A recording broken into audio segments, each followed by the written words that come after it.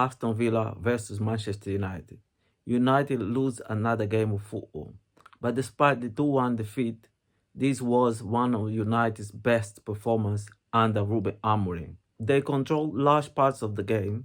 They had the best chances. Still, they walked away with nothing.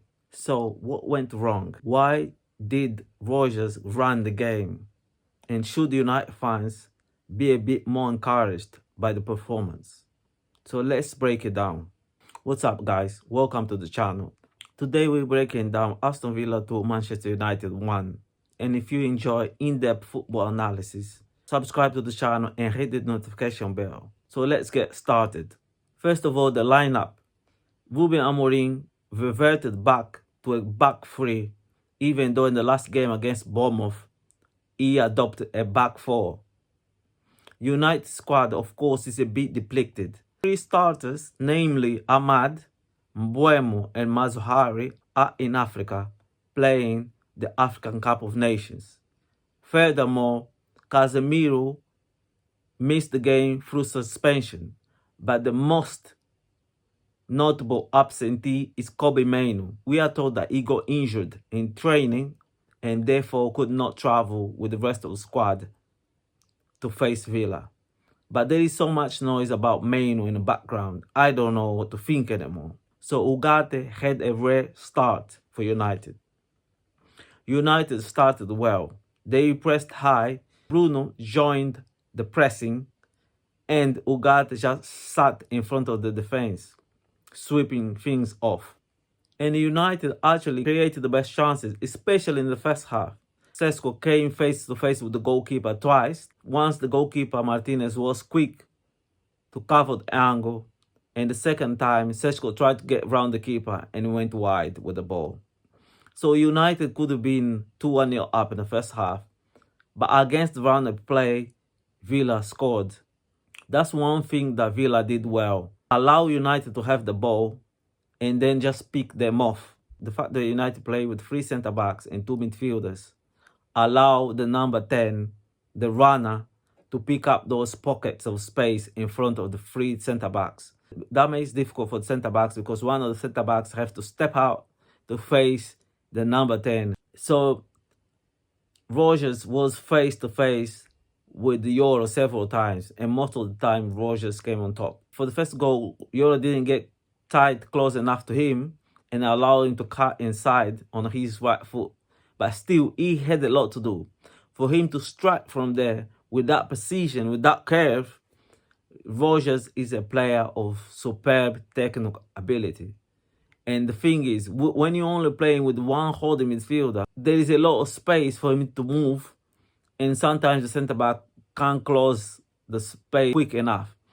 And that was United's downfall. That was the United main weakness. That space in front of the centre-backs. Because we only have one defensive midfielder, Ugarte. Bruno is not going to close down quick enough. And this is why I think playing that formation make us vulnerable. I said so many times in previous videos. Because it leaves such a hole in the midfield. There is so much space for the opposition midfield run into. The defense becomes very vulnerable when you're only playing with 2 midfielders against 3. But anyway, that's the choice that Amorim made. He likes that formation. He's not going to depart from that. But the fact is, the numbers don't lie. So, but United responded well because a few minutes later, Cunha scored the equalizer. Another fantastic goal as well. Dorgo pressing high, he won the ball, gave to Cunha. Cunha from a tight angle, squeezed the ball in, 1-1. So 1-1 at the break, even though I think United should have been ahead, considering the chances that United created. In the second half, more of the same.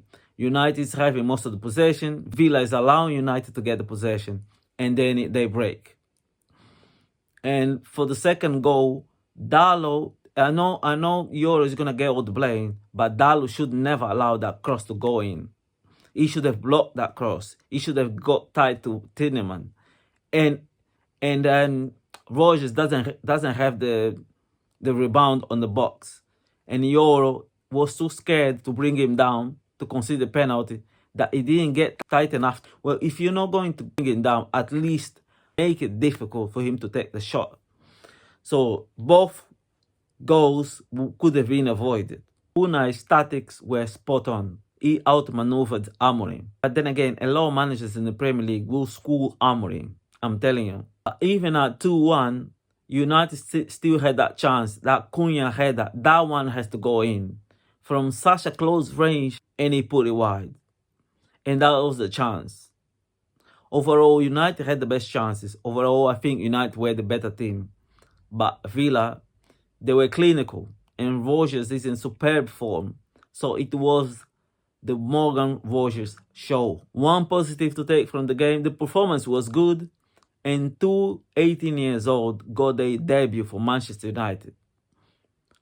Jack Fletcher, the son of a former United great player, Darryl Fletcher, played in midfield, had his debut and played quite well. And Shea Lacey, an 18 years old winger who's been tearing apart at youth level. There's a lot to be said about this young man. A lot of United fans are excited about Lacey. A lot of United fans are excited about those youngsters coming up through the ranks. And it was good to see them having their debut. It was good to see him playing minutes.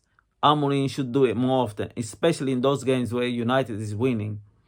You know what I mean? Give them 5 minutes here, 10 minutes there, and let those youngsters get a taste of first team football. The major concern, of course, is Bruno Fernandes' injury. He went off injured, and Amorim said he could be out for a few weeks. Let's hope it's not for that long. Martinez came into play in the midfield, and he played good. It was superb. Martinez is a bowler. I enjoy to see him in the midfield, but of course, he's a temporary solution. United need Bruno as soon as possible. Anyways, let me know your thoughts in the comment section below. If you enjoy in-depth football analysis, subscribe and hit that notification bell. And don't forget my Premier League roundup on Mondays. And don't forget that I'm covering the United Cup of Nations as well. And I'll see you on my next video. Thank you. Bye-bye.